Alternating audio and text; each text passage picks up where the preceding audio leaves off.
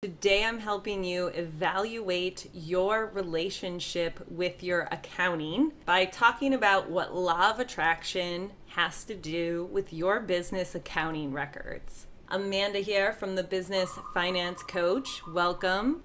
Jumping in to what law of attraction has to do with your business accounting records. And in talking about this, I want to help you evaluate your relationship with accounting. I've been doing a free 6-day training to catch up your business accounting records quickly. I realized that people who are struggling with these types of things are going to need more than just getting the step-by-step instructions. They're going to need to really take a look at their relationship with accounting, because what is accounting? Accounting is money. It's your business money. And what is your relationship with that have to do with anything? Well, law of attraction is kind of like gravity. And gravity is always responding to you. Law of attraction is always responding to you based on your relationship with everything going on in your life. Just as you have a relationship with every person in your life, you have a relationship with everything in your life as well. And you can evaluate what that relationship is by looking at how you feel when you think about it. So when you think about your accounting, how do you feel? Accounting is really core to your business. Your accounting represents the money your business makes and spends, and it's the basis of a budget. And a budget is not what people think it is. It's not, oh, I've got to spend less and go through this painful experience. A budget is about spending more. To evaluate your relationship with accounting, what do you think of when you hear accounting? Does it sound boring? Or, what is the first thing that comes up for you? Oh, I have piles of receipts I have to go through. That'll take forever. Or, oh, my bookkeeper sends me reports, but they don't really mean anything. Or, oh, I'm starting a business and I feel like I should learn the accounting. That represents your current relationship, how you feel. And you can compare this to your relationship with anything or anyone in your life.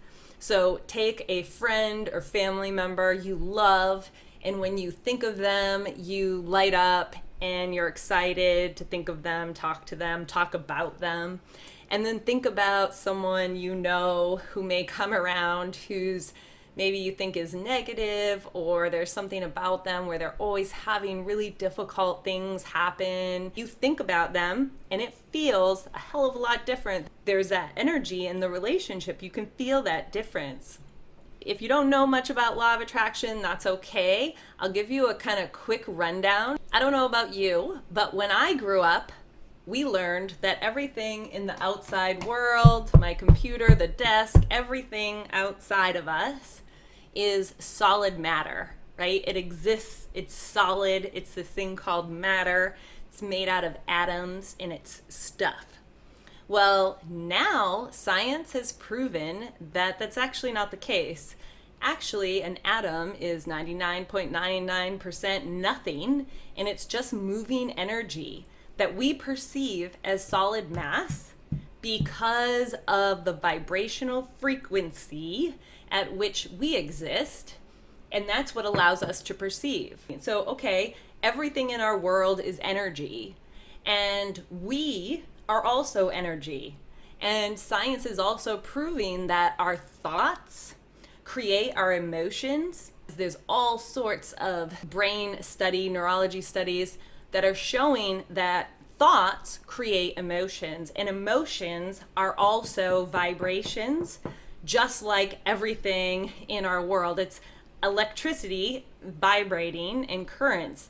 And so they can actually read our emotions outside of our bodies and see them interacting with other people.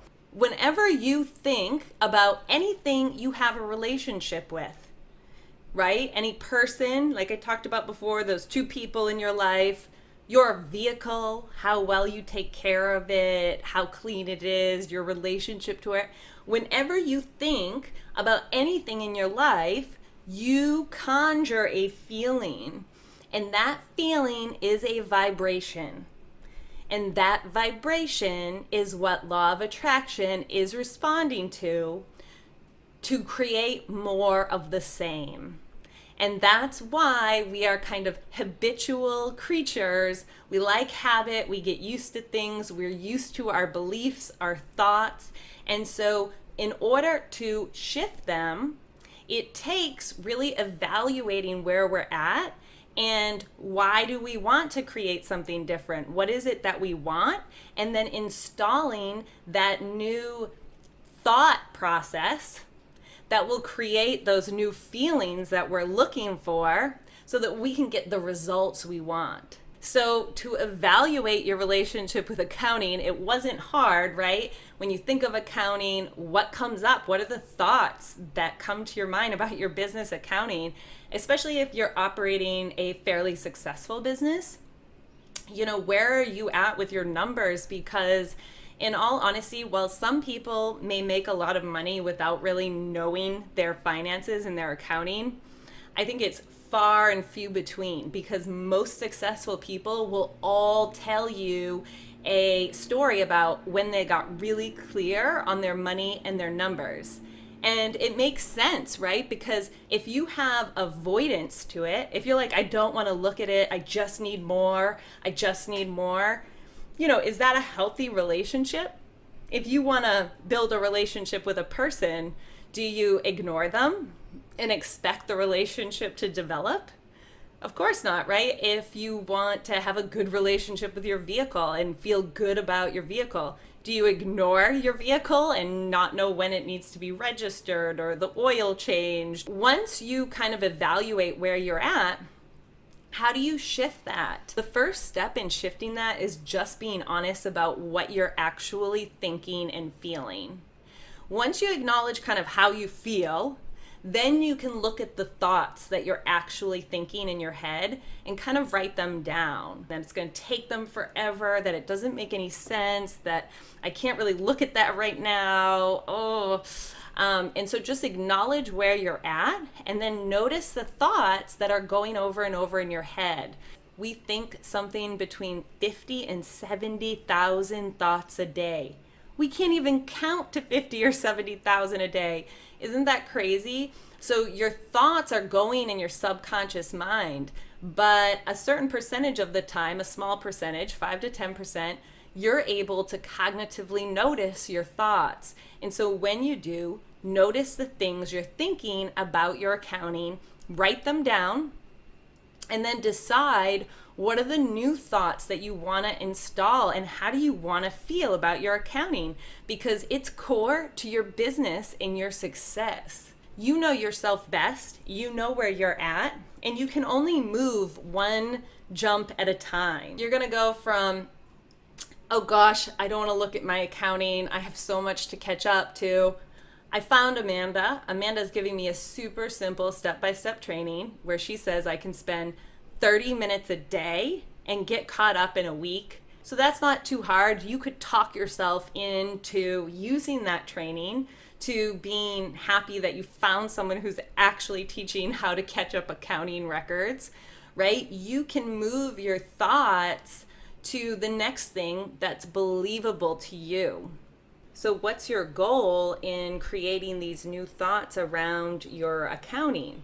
Well, if you believe me that accounting is core to your business, and if you've been learning maybe through other business teachers as well that your numbers are really key to your success and can really shift how you approach action in your business, because when you have avoidance tendencies or thoughts or those types of negative cringing towards your relationship with your accounting, that's affecting your business. And then you're taking that energy into other actions that you're taking in your business. So if you're able to shift your thoughts into being more excited about your accounting because it's the language of your business, and embracing it and being happy to look at your accounting, then you're going to shift your entire energy in your business. And when you're making plans and doing business planning and doing out a budget and the numbers and looking at what you're expecting different actions to create in your business.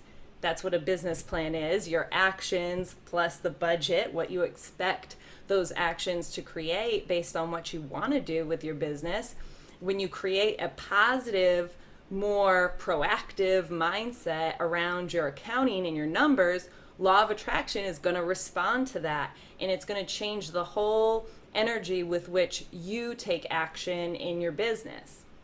This spreadsheet behind me is part of my new business planning spreadsheet for businesses looking to grow. And this worksheet is all about looking at where you're at with your relationship with your business and your money, and then the actions that I do with clients to help them plan their businesses. Well, thanks for watching. I wish you luck with evaluating your relationship with your accounting, and I'd love to hear what conclusions you come to in the comments below. Otherwise, be sure to subscribe, sign up for that 6-day accounting challenge to catch up your accounting records so that you'll be ready to go with me and move on to budgeting and business planning, and fall in love with your business, what you want to create in the world, and making more money.